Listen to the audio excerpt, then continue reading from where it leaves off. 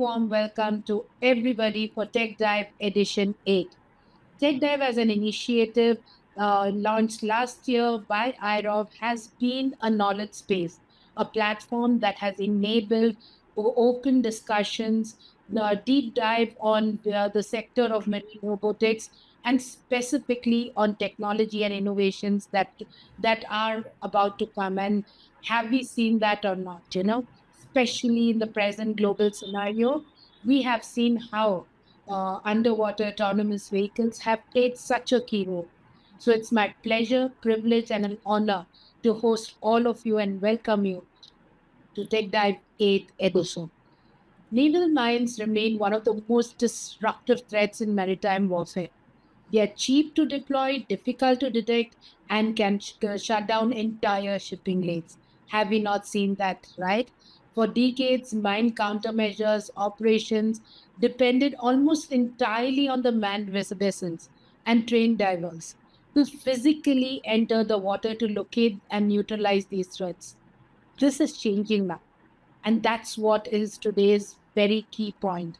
Globally, navies are moving toward unmanned robotic systems, ROVs, AUVs, that can detect, classify, and respond to underwater mine threats without putting any personnel in the water. Globally, the region, especially the Indian Ocean region, is one of the most strategically significant maritime zones in the world. The mine countermeasures readiness is becoming an increasingly important part of naval preparedness. Today's session brings together my two favorite founders and absolutely the leadership team of IROV to discuss where the world stands in this transition, how unmanned systems are being applied in mine countermeasures operations globally, and what the technology needs to look for going forward. So let me quickly take my best part of TechDive, okay? Always. Let me take this pleasure of introducing the two leadership team members, the founders of IROV, and today in TechDive, the two speakers for all of you. Our first speaker is he's the CEO, co-founder of IROV. John's founded IROV with a vision to build India's indigenous underwater robotics capability. Under his leadership, IROV has completed over 150 inspections projects across sectors, secured a rupees 47 crore contract with Indian Navy, and expanded operations to the GCC, Southeast Asia. Johns recently represented IROV at the Indian-Norway CEO Roundtable in Oslo as part of the official business delegation accompanying our respectful Prime Minister. He brings a perspective that spans both the commercial and defense applications of underwater robotics. And as always, one last sentence from me. As working with him closely for more than almost 2 years now, I've seen a visionary, a person who makes people thrive for greatness, a leader in making a complete driven, focused founder for a sector such as this. So great to have you here, Johns. It's my pleasure again to have this forum for you. Our second speaker, the tech. Thank you, Sarma. My pleasure. The tech brains of IROV is Kannappa, CTO and co-founder of IROV. Kannappa leads IROV's technology and product development, including ROV systems, autonomous surface vehicles, and EVAP, an analytic platform, an IIT Madras alumnus with a background in ocean engineering. Kannappa delivered a sectoral intervention on marine technology at an India-Norway CEO roundtable in Oslo. Kannappa, I hope that's recorded. I would so love to hear that. Calling for deeper collaborations in underwater robotics, port modernizations, and blue economy. He brings deep technology knowledge on how robotic systems are designed, deployed for defense and maritime application. And one last line about him. I've seen him do sales. I've seen him drive teams. I've seen him get into HR. I've seen him do everything as a business leader. So I call him the Kapil Dev of IROV. I don't know about you guys. So that's the two brilliant speakers for you today. So let's jump in. No more time on this. Let's jump in for the first question to Johns. Johns, this question is for you. Mine countermeasures capabilities are getting renewed attention globally. Everyone's talking about it, right? What's driving this conversation? Why is it particularly relevant for global maritime security right now? Right. Yeah, thanks, Salma, for the question. So basically, the question is why is now mines countermeasures and its very relevance? I think I don't need to very elaborate on the issue because everyone is aware of the current geopolitical situation in the Strait of Hormuz and other parts of the world where a small device in underwater can give a bigger threat to a bigger vessel on water. And now there are choke points. There are multiple choke points in the ocean. One of them very critical is with the Strait of Hormuz. I think one of the panel discussions we had, I remember Commodore Golaya very much having a screenshot showing the choke points in the world. And many of these choke points are one of the areas where these mines could be laid out and then affecting the traffic, maritime traffic, vessels, traffic in that region. So it is very high time that as a country and even any country need to develop technologies to effectively detect it fast and do course correction or preventive action or even divert the traffic. But so it is very important that now within the geopolitical situation that as a country and even all nations should be well prepared of these kinds of threats in underwater. We are all aware about the threats in air, where you have all the threats coming in air, which is now having drones, anti-drone technologies well developed. We need to further develop and having more threats coming in the underwater side, particularly on underwater mines, actually. And India is also progressing well and having a lot of assets to tackle these challenges. And we are well poised to build and acquire more technologies in this space, is what I believe.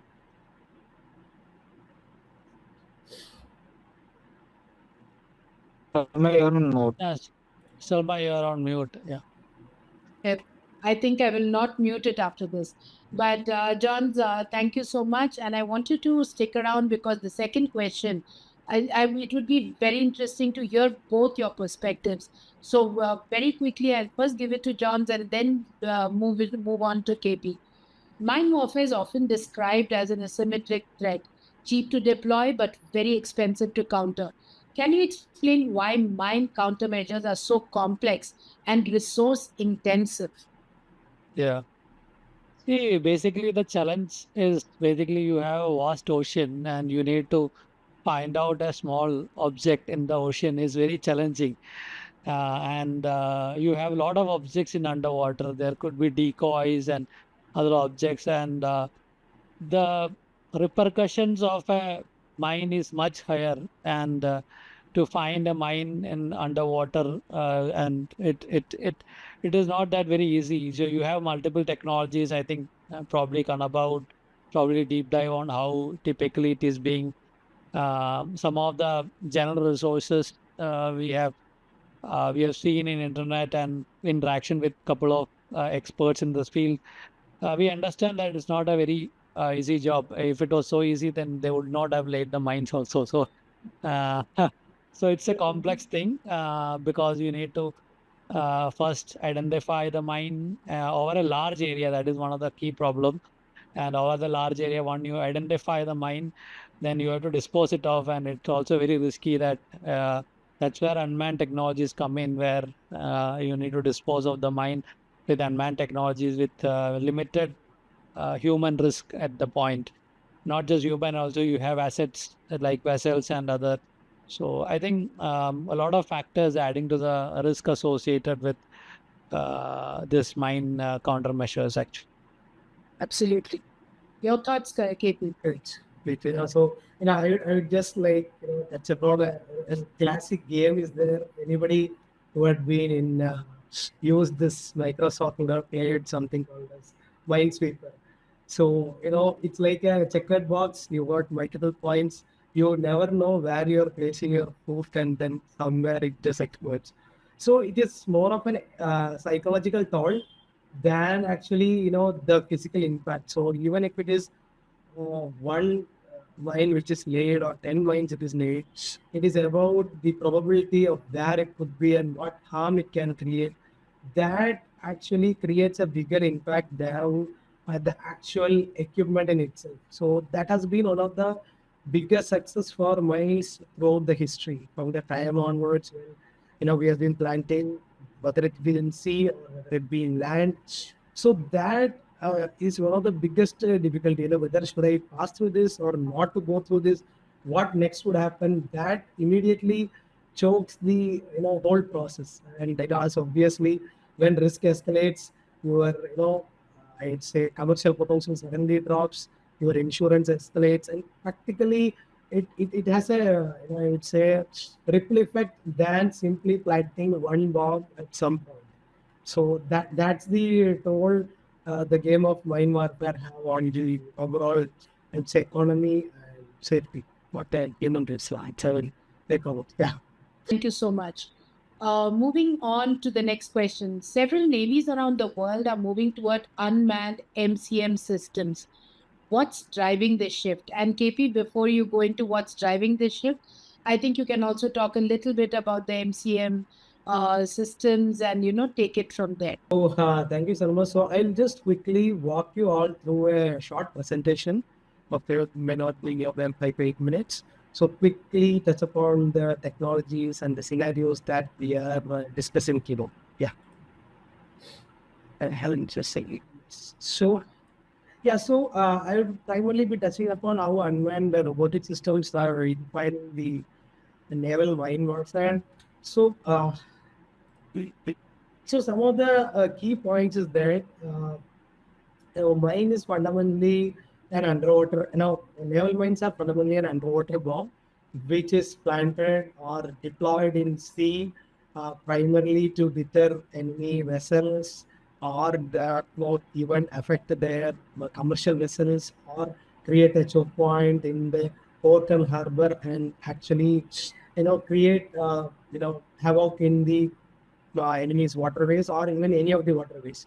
That's a fundamental utility for which mines have been designed and has been used for, I would say, more than nearly a century by now, because it has been in the world wars also, and it still has a similar persistence and potent to create the same kind of threat in the enemies or whoever they are, like enemies, wherever it is laid. So it is at point of time it becomes too difficult to actually also demine them, because the person who was laid also is not sure of its current position. So that's a kind of craziness when it comes to underwater mines or naval mines.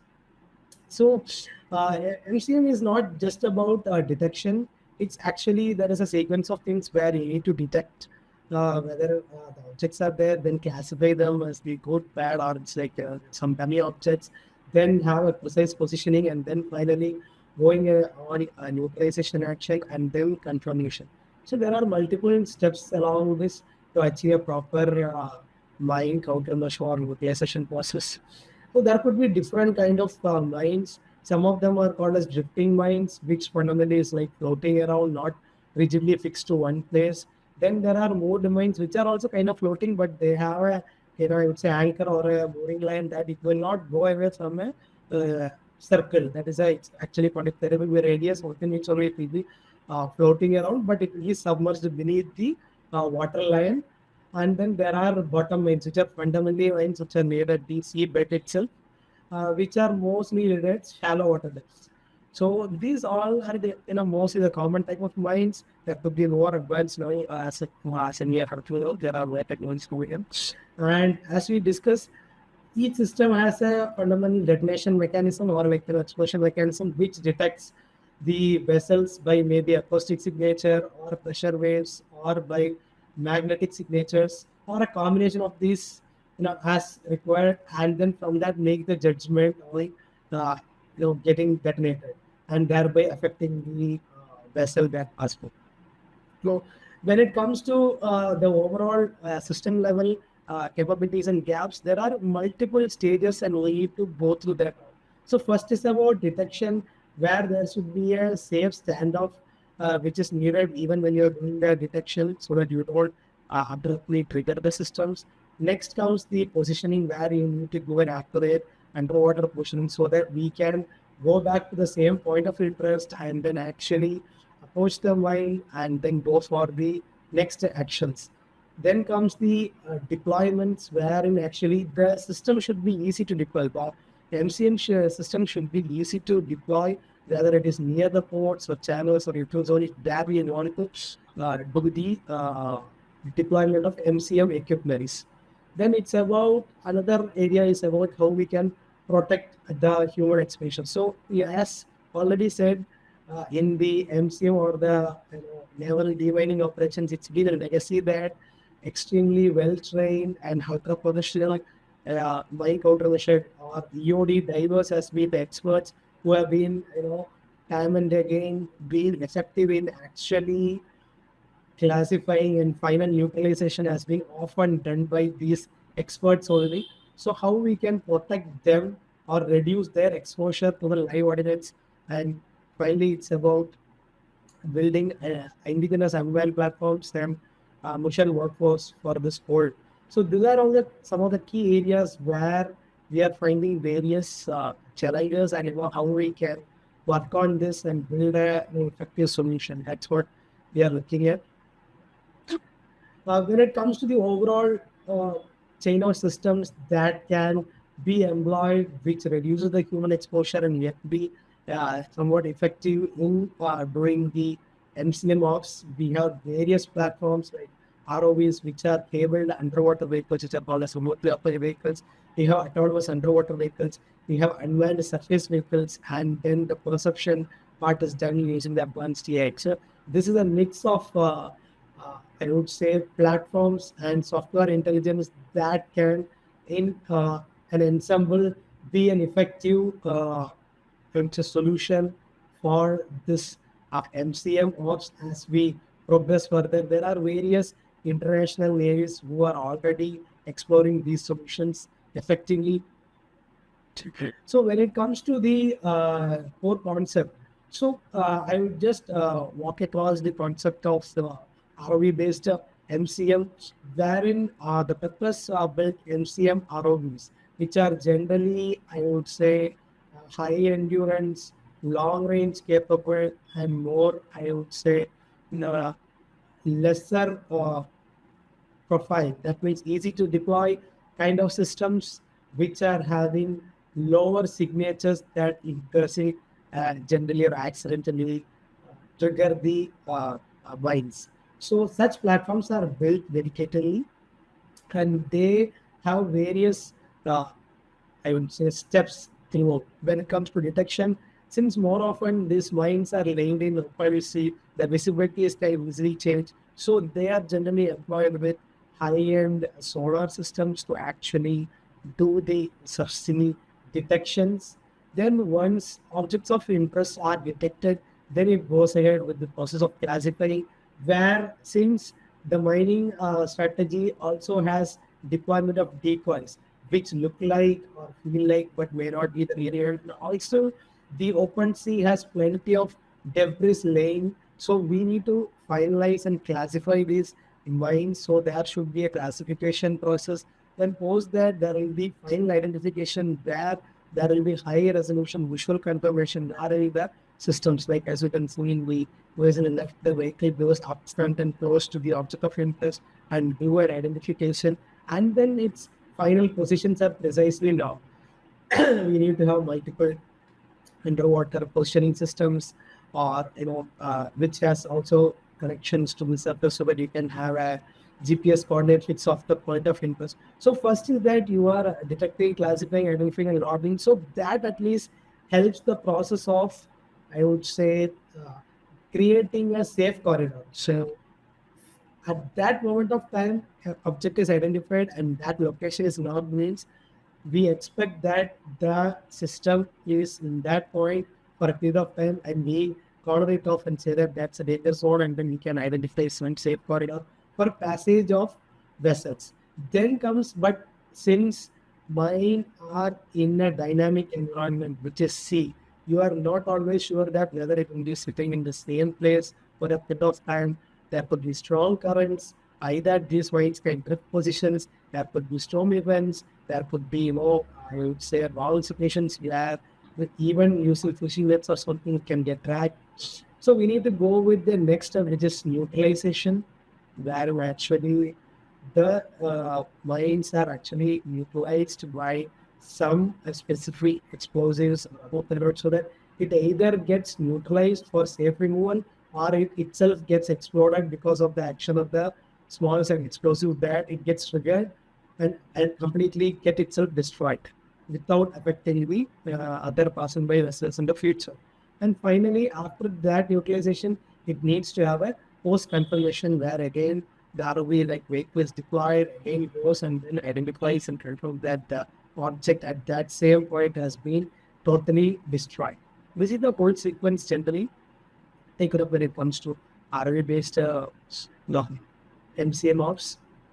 And then the four steps, which I already have mentioned earlier, it's an application where you need to be certain detection. There we can use various, not just the ROV, that could be AUV based scanning also, then large area coverage.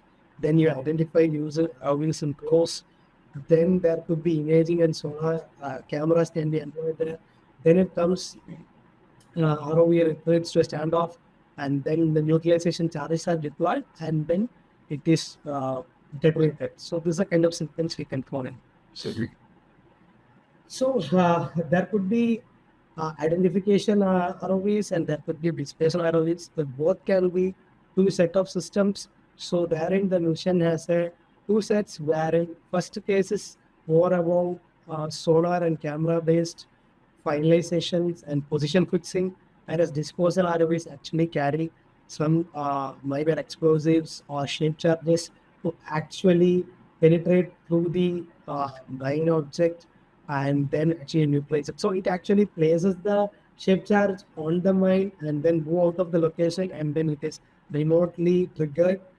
But why we are having two icons? Often it is safer because one way it's handling expensive, and secondly is that also this kind of systems should have certain kind of characteristics and should have certain, I would say, it's a robotic or fixation tools.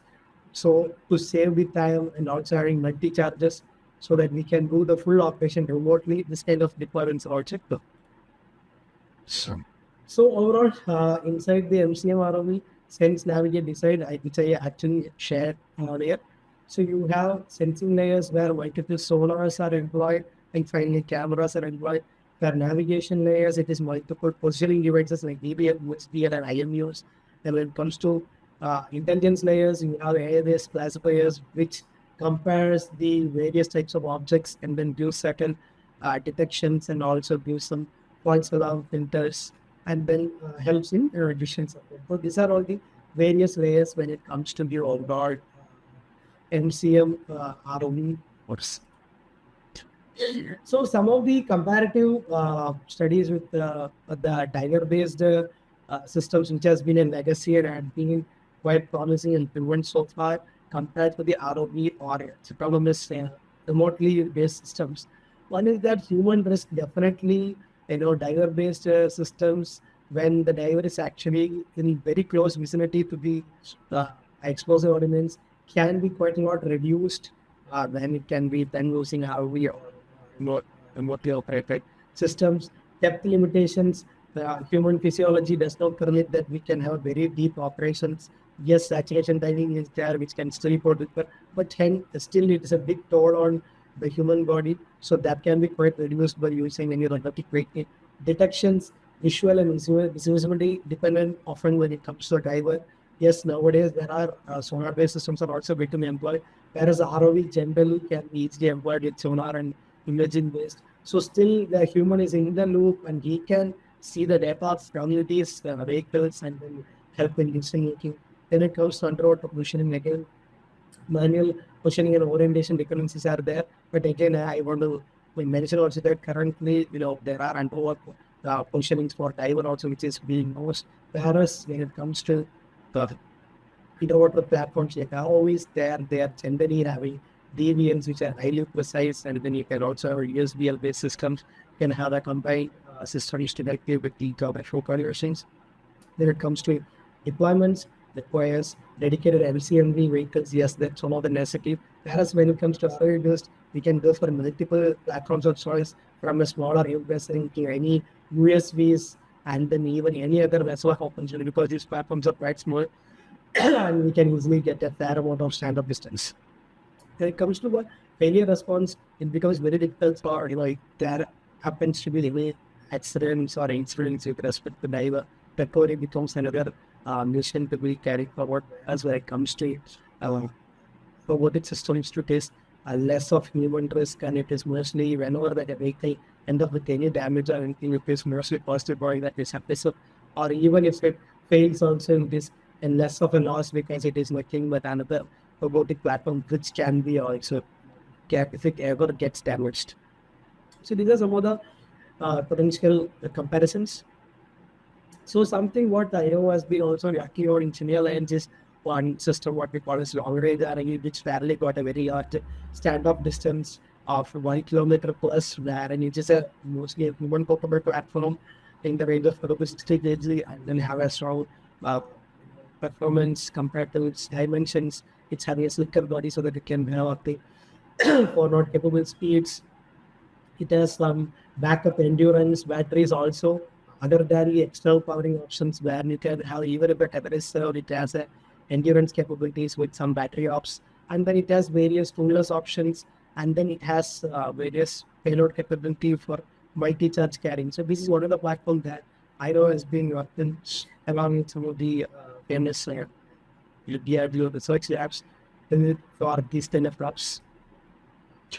Then when it comes to the various path forward, build and validate now, and then wait forward, scale and integrate, and operational maturity. These are the kind of development horizon that we are looking at as we build along for a sacred lens in this sector. And yeah, that's mostly from my side. Open for some discussions. Let's hope. Thank you so much, Kanapa. That was a brilliant presentation. There are some questions put in here on the chat if you see. Would you like to address it now or shall we address it in the end? Probably we can go along at the end of the session. Okay. Yeah, It maybe is I would ask something- Ananda could collate them Yes. and then put it across one so that we can both it. Excellent. Thank you so much. That was a brilliant session. I think a lot is known about it. Now, on the same topic, let's move on with this question, right? And this, Johns, I would like to bring it to you. Can you describe how a modern unmanned MCM operation works? What combination of vehicles and sensors is being used, and how do they work together? Johns, do you want to take this, or do you want to pass it on to our KP? The call is between the two Yeah. of you. Kanapa is the expert, but Yeah. I'll share whatever is my knowledge, which I've had some good interaction with a couple of experts and all. So typically, unmanned operations, typically you have a mother vessel and you launch a unmanned surface vehicle, and it could be equipped with AUVs and multiple other, I would say ROVs, multiple equipment, SAR, synthetic aperture radars, synthetic aperture sonars. So one of the things is synthetic aperture SAS, we call. SAS can detect at high resolution suspicious objects in underwater, and autonomous underwater vehicles also can do a floor mapping, identify suspicious points, and then relay to the control station. And once the control station identify, and then it has to be then verified with an ROV, and then an ROV is launched from an unmanned surface vehicle to close, verify, and detect the mine, and then go for a disposal or MCM operation. And yeah, this has been the complete unmanned operation, and unmanned in the sense the ROVs are definitely at present controlled and operated by a person, even though a diver is not actually involved. So this is the overall process which I could see potentially done in MCM operations.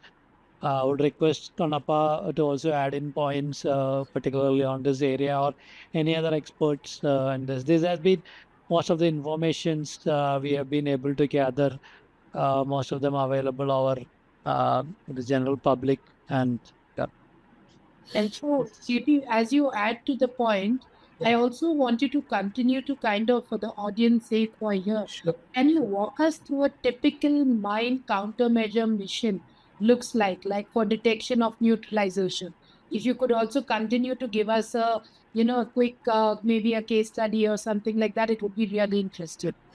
Yes, sure. So I think I would also, connect some of the questions also into that so that it becomes like a, response to their question also. To start off with, as John just briefed, so fundamentally, you know, generally large area survey is the first step in which either, in the legacy is that vessels are being employed. Now the advancing of technologies, ASVs are being explored, which is autonomous surface vehicles, which carry various kind of sonars. As John said, side scan sonars are very common, and synthetic aperture sonars are another advanced version of, I would say, side scan sonars, which has a very high resolution, so that you can detect smaller objects and have a great resolution of it. So it is more like running a continuous scan of the seabed and then identifying various projected objects. This is mostly for the seabed mines.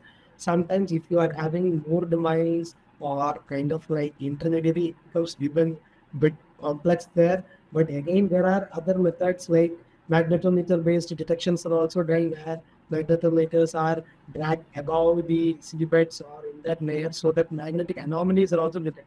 So these are all the fundamental known methods to first engage with the detection. Large area survey detect potential objects of interest.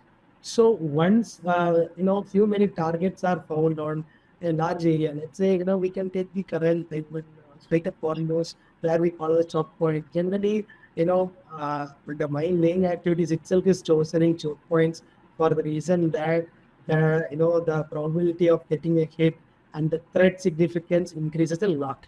So generally, these are done either near the port mouths or something so that the people there won't be any commercial vessel or even the other vessel humans, and it's a shallow water region so that the hit chances are very high.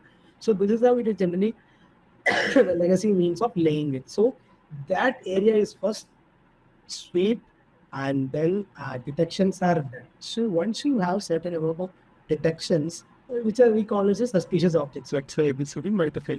So then it is about comes there, based on your signatures and based on the, like I'd say historic data, there will be a classification then comparing whether this could be actually a right or and right, which is like some W or precise. That's a classification process wherein generally human intelligence is also employed, and nowadays along with it the computer technologies and the AI-based comparisons are also active in trade, so that object classification happens at a very high pace. And once classification process is done, suspected locations are identified, because even with the diagnometric or sonar-based survey, you will get the locations. So those locations are worked, but it will be like extremely precise, but yeah, nearby. So then those locations, like say ROV or like objects, ROV like platforms are synced. So there ROVs carry even higher resolution sonars and cameras for the first level of close mapping and confirmation. So before that, again, it can be deployed some vessel of interest, or it can be deployed for ASVs. And once it travels, generally always are a long prepared vehicle, so you can easily get within the stand-up distance. Because as one of the person asked about the contact means, as signature means, whether you speak it, all this, the countermeasure process for Western understanding is quite similar, where we need to keep a quite a amount of stand-off distance so that even in any adverse condition, a trigger happens, it should anyway damage the other platforms or the platforms which are carried with people. So you get a vehicle which is having a long tethered systems, and they will pilot them with the coordinates of interest, and that point of interest CQ, while it is happening, we will use various coordinate system like navigation systems like USBS or EBS to get you the correct position will you reach there. Once you are there, you will identify and verify that the object detected by cellular is actually showing the object is very much in line. Then we can go for a utilization. So then that is finalized then and there, and then the finalized specific coordinates are registered. Then comes the subsequent process where once this vehicle is returned, then the delay operation, mobilization operation, where the vehicle carrying charges. So again, the question of countermeasures. So I would add that we generally say shape charges, which are nothing but high power explosives or low, I would say, low mass, but it is like actually made into a specific shape charge which gives a very, very high intensity blow in certain direction alone, and that can be very affirmatively fixed on the whites or such area objects. So what it does is it creates a very large, I would say, thrust energy to the brain that it actually damages the triggering mechanism to be starting with, and maybe on a larger aspect, sometimes it can actually trigger and actually explode the original mine itself. So this is carried by the underwater ROVs, and it is actually fitted on, or I'd say like placed on the mines from my opinion. So there are various fixations like magnetic fixation, or there are like some mechanical fixations are also there by which you can fix it physically onto the mine, and then the vehicle clears the space. And after that, the triggering happens. Triggering again, timer based, acoustic based, even cable triggering is also there with a long cable is again tools from that, and then electric pulses out across that. It triggers the it's a shake charge, which ultimately diffuses, detonates the subsea mine. So these are the general practice of the flow, and once that region is cleared, then again the vehicle ROVs are sent to verify that at the said location the line is totally dispersed or neutralized. There could be two scenarios. One is like it actually been blasted fully, so there will be anything extra pending somewhere, or sometimes it could be neutralized, that it will not explode now, but it is still an explosive sitting there. Then it needs to be actually removed physically from there. There it might require some human intervention, or again some type of larger platform to actually remove it. If it is like a tethered mine, we need to serve the tether and then remove it. If it is grounded mine, we need to lift it from the seabed, something like that. So these are all the kind of operations that will follow throughout the process. Yeah, so that's a short brief or like sort of walkthrough of the overall operations. Since there have been some questions, I think I have answered for how the utilization works. Then the general depth of operation has been asked. Generally, our platforms have the capability to go up to 300 meters, but whereas my general understanding has been that most of the mine laying activity happens sub 100 meters, because of the point that they are mostly laid near to the port mouth or such areas. But when it comes to deeper straits, as you rightly said, then you can go much deeper. But for the impact or the explosive power to totally deliver to the vessel and damage the vessel, they are kept at shallower depths. Then they choose either a seabed mine, or they choose such a mine that it is still, I would say, some 50, 60 meters into the water, not much deeper, because the effect of the explosion should fully get transferred with the vessel means it should be near the water surface, not very, very deep. So that's the understanding. Yeah. So the depth of operations is mostly sub 100 meter from the sea surface. That's what I call, whatever be the depth of the seabed. So they accordingly changed the mines. Yeah, I think contact mines or signature mine is also answered. Yeah, that's mostly the first. Thank you. Thank you. Thank you for such an elaborate answer. It really helps. And I see a lot of people very happy with it. So we see a lot of questions in the chat. So there is another 20 minutes for the session. So I'm going to quickly kind of cover two more questions and from our planned sessions, and then open it for the questions from the chat. Ananda, I would request the team to filter the questions, align it so that way it's not repetitive, and be ready with the list of questions. The second last question, just two questions from our side. I'm combining two questions here. One is, can you describe, no, sorry, that question has already been taken. So one of the first thing, and this is the very important part, right? What are the limitations of unmanned systems in MCM today? And where do they still fall short compared to the conventional methods? Johns, I would request you to take it forward, and if KP wants to add, he can add.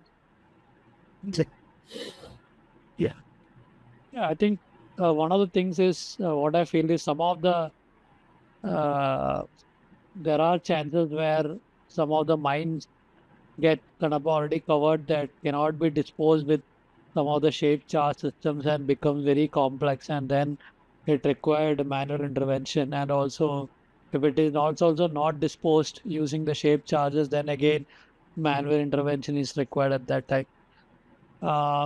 These are some of the scenarios which I could possibly see. And always, what is happening is that typically it is a very dexterous operation which is required for the shape charge to be attached and then disposed. And it can be done by an ROV, but if it is a very complex, it's not that very easy that you can just attach the mine. So it becomes a little challenging, but it definitely can be done. I think if it is very complex surface and then it becomes difficult, a manual person with the dexterous, it can be done much more easier. These are my initial thoughts on that. Yeah. Yeah, Kate. Yeah, some I would say even though we advocate that we should reduce the exposure of human divers to such scenarios or situations, there could be some scenario which coaches are best for. There could be various decoys or the judgment time compared to or I'd say ROV vehicles when it is a human expert. So you already have the knowledge and expertise on what are all the systems to be expected and what would be the next step to be done. Those kind of processing speeds might be much higher when the human intervention is there, which could be kind of like I would say, a minor limitation when it comes to a platform because it has to go there, see that, then there could be a post processing or a team evaluating that, then coming up with a recommendation, then going back with the next edition of what is the kind of, I would say, utilization method to be involved. But when such multiple steps are there, since human intelligence is far ahead on this, that it can make sometimes decisions faster at the place. So there could be some, I would say, gaps which can be overcome over the time, but that I feel like is a potential gap, or I would say an active when it comes to the autonomous system. The systems currently we are discussing. Yeah. You're muted. You're muted. Always, right? I think for years we've been using Zoom, but we always do this. Some, things don't change. Anyway, the last question from our side is, for global companies working in underwater robotics, what does it take to build systems that can operate in a mine countermeasure context? What are the technical challenges? What do you see the biggest opportunities in this space? And this question is to both of you founders, because you guys have become a role model for a lot of underwater marine robotic startups. I, in the last 6 months, have spoken to so many young entrepreneurs because they've seen me work with you guys. They've come back with, that intention to be where you guys are. So, from your perspective, where do you think the challenges are, and what is it that there are opportunities for people working in this sector to look at? I would suggest you guys take a call who wants to go first, but I would love to hear both your thoughts. So, yeah. Yes. You Yeah. want me to go? Yes, Tons, maybe that. Yeah. So the challenge, I think I'll let Kanapa cover most of the technical things. What I would mostly look at the business side or the non-technical side of the aspects. So I think the challenge, one of the challenges I would say, this is a very sensitive area and not much of information is available. So you cannot just build this in isolation. You have to work very closely with the forces to identify what are the real problems. We might not be even not understanding what are the existing challenges they are facing. So one of the things is a very sensitive area. So you have to work very close with the forces to understand what are the current limitation and how we can overcome that and build the right solution rather than building any solution out of lab. Actually, I think that is one of the challenges probably I could see potentially as any company entering into this space. But I see the opportunities are tremendous for a company, particularly from India, because you see a lot of opportunities, whether it be the platform, the sensors, the building a SaaS, building any of the payloads, because this is one of the solution which we want to be built as an indigenous a solution where you have the platform indigenous, which is ROV, which is indigenous, the sensors. Let's say we talked about SAS, then we have DVLs, USBLs, robotic arms, which will help. A lot of payloads which go into the ROVs has to become indigenous. Of course, then the other associated system like the unmanned surface vehicle, its autonomy stack. Then you have the AUVs or high endurance AUVs, which is all this. There are huge opportunity for the companies to build technologies in this space and provide solutions to the armed forces. And I believe the government is also pushing very hard to build this technologies in-house and indigenous. And I think a lot of areas where companies can pitch in and build solutions for this space. Over to you, Kate. Yes, surely. So, some of the definitive areas John has already touched upon. One is about building a technology, and one is about building. I would say building an equipment, and another is a solution. So, it has to be a solution, there should be a user, and the actual scenario should be employed in it. So that is something very much important, that we work very closely with the respecting forces and the agencies who are on the field that understand the field better. So it's not just about building another vehicle which can go so fast and do it. But it's about understanding the specific environment, which I actually even mentioned that each, though the explosive be the same, but each country has their own different, environment, their water bodies, their local currents, their environments are quite different. And just by the mere deployment of one sharing lines and having a similar technology may not always be directly worked. We need to customize it to their situation, understand the situations very clearly, choose the solutions very clearly, as some of the users also asked about the detection of what kind of detection. So there are different mine detection methods, either with solar, magnetic. There are even now multiple mines which are coming, which are totally non-magnetic. So we may not have any signature in magnetometers and all. So that and all should be specifically chosen and then combined together based on the scenario and a very good understanding of the situation and time depending, because at what time we are deploying what solution matters. So that is some points I want to touch upon. And again, one more thing is that by the international standards and or once the war is over, there should be a declaration about where the mine, how many mines have been deployed. This is the international law. That being said, for the safety. But that being said, even the deploying agencies sometimes find it very difficult to even map it because of the dynamic uh, underwater environments. So how do we cater that? Still, I used to see read that World War II might have still lying there and here yet to be recovered also.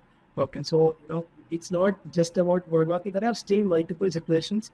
So that is another operation challenge, which I don't have an answer now, but I just aware of the situation there.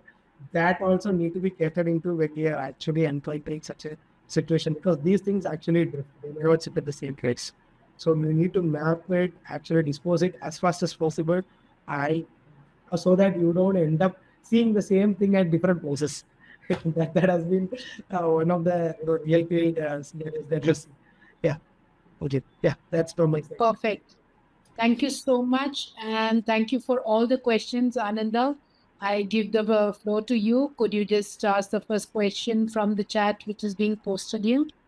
Yeah, Salma, what I can do is I can take up some of the questions which I have seen in the chat. I have taken note, so I can take up some of the questions. And Yeah, so go ahead. one of the questions was AUVs versus ROVs. Where is AUVs typically used? Where is ROVs? So I think some of the area was already covered where when you want to do a large survey, typically AUVs are deployed, and then it gives you an overall idea. And even though AUVs can have cameras, it is pre-planned, so you have a certain depth, and so you always go at that depth and then take photos or sonar imagery actually. So it will give you an idea of what it is. But if you want to go close up and verify, then you have to deploy ROVs actually. And then ROVs are the ones, of course, used for mine disposal systems, and that is where that's basically the difference of how ROVs and AUVs are used on different applications. Another question was on parked. Can the vehicles parked underwater? So even though parking underwater vehicles has been a practice or a new technology introduction in oil and gas, particularly called resident ROVs, which has been going in the, I would say, one of the futuristic concept that you don't need to lower the ROVs always and then do that. So typically AUVs are there where you can have 40, 45 days of endurance, go around and uh, identify suspicious points and then do that. So ideally it comes effectively like a parked underwater vehicle only. I think another question was on ROVs, where it is more suitable, whether it is uh, detection or classification. So I would say both has its own purposes where ROVs gets useful when you have to go close up and verify that it is a mine, while AUVs give you a initial suspects that this is potentially a mine actually. And classification plus disposal, of course, definitely you would require an ROV because AUVs cannot do that. You need an ROV or a diver to do for mine disposal, where you have to carry the charge attached with the mine and also go for disposing the mine actually. So that's where the ROV's significance comes, whether it be detection versus disposing or that. Perfect. And I think I see this very interesting question. It caught my attention. I'm going to ask that whether the mines in itself in recent days come with any intelligence which might play tricky with ROVs to challenge the MCMs. So I thought that question was very interesting. So go ahead, KP. I would love to hear from you. So, to my best understanding, it's being that there are smart mines which have multi-sensor capabilities, but I'm not very quite sure that it can play tricks with ROV detection, but it definitely can play tricks, and then I would say be more smarter to identify enemy vessels with multi sensors, and be also it has some kind of a stealth that it may not be easily get detected by sonar survey, or which I already mentioned that certain materials are used that you cannot even detect them using magnetometers and all, because they are made of such non-magnetic, and it has become a common thing and all. So that's our best understanding. Maybe some of the whoever joined experts can add to that, but the way my best understanding, I'm not sure whether it can play tricks with ROV, I don't know. That's something we trying. I also expert. Yeah. Perfect. Yeah. Thank you so much. Is there last, I would say that we have 3 minutes. We've been bang on time. Just closing statement from each one of you to leave behind for the audience, for them to come back would be lovely to hear. So, John's, your closing statement. Yeah, so for me, MCM is a great opportunity for companies to build a lot of areas for as a country and companies to build, particularly on sensors, platforms, uh, algorithms on autonomy, a lot of areas where we should come together and build technologies to make it the sensing and disposal system more advanced. I think there is a lot of opportunities, and I wish more companies come in this area and build technologies in this space. And that's what I would like to put forward with. Excellent. Perfect. What about you, Kate? Yeah, so I would also like to add something on the indigenization capability building. So as some of the I think I'd say informed people are sharing some ideas about underwater lasers, underwater quantum sensors. So we frankly speaking, this area, though this problem has been there for quite long, still the challenges are very much the same. The detection part, the strong classification part is still an open problem where, every day, it's like, you find a countermeasure, there will be a counter to countermeasure. So that is the way world is moving forward in this sector.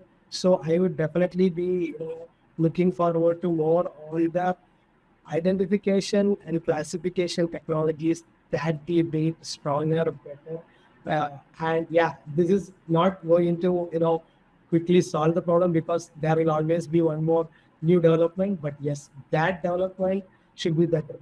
That's the way it should go. That's what I look forward for in this year and also as we go forward. Yeah. Perfect. Perfect. Thank you so much. Both of you were amazing as always. I myself enjoyed the conversation, and I'm sure everyone did. To the team behind, thank you so much for coordinating this. The questions have been amazing. Ananda and Yadu, if you could just copy those questions in the end, and when we send a thank you mail to all the attendees, if some of the questions can be answered by Johns and KP in that thank you mail, that would really mean a lot.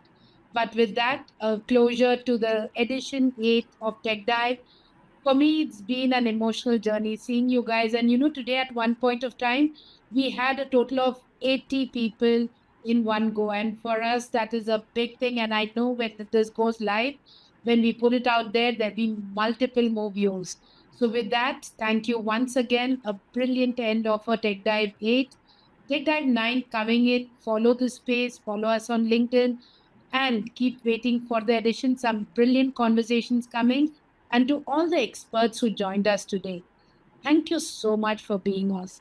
Your presence here means motivation to the IROV team. For us, you show advocacy, you show trust, and you believe in us. And that's what makes IROV what we are today. If today we are one of the top startups in underwater marine robotics, it's because of your trust on us. So thank you so very much to all of you, and a brilliant evening today. Yes. Thank you. Thank you all. Thank you, Sarina. Okay, you got it. Bye.